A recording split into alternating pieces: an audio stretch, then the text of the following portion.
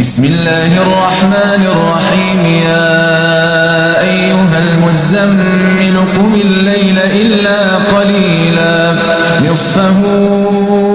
أو انقص منه قليلا أو زد عليه ورتل القرآن ترتيلا إنا سنلقي عليك قولا ثقيلا إن ناشئة الليل هي أشد وطئا وأقوم قيلا إن لك في النهار سبحا طويلا واذكر اسم ربك وتبتل إليه تبتيلا رب المشرق والمغرب لا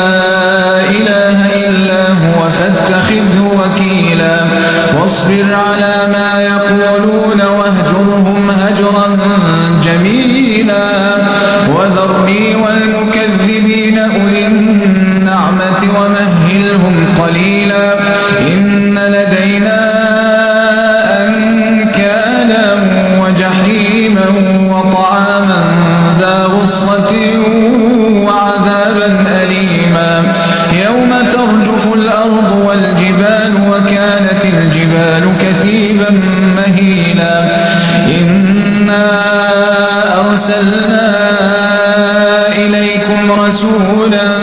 شاهدا عليكم كما أرسلنا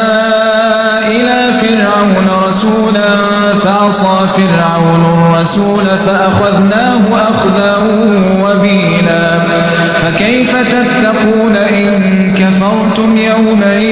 يجعل الولدان شيبا السماء منفطر به كان وعده مفعولا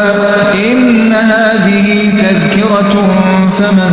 شاء اتخذ إلى ربه سبيلا إن ربك يعلم أنك تقوم أدنى من ثلثي الليل ونصفه وثلثه وطائفة من الذين معك والله يقدر الليل والنهار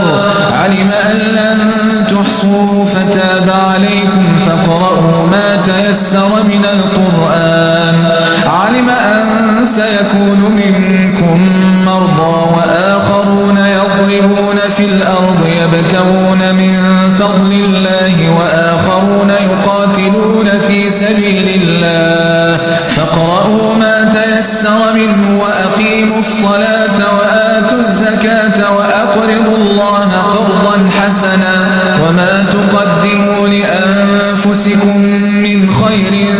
تجدوه عند الله هو خيرا وأعظم أجرا واستغفروا الله إن الله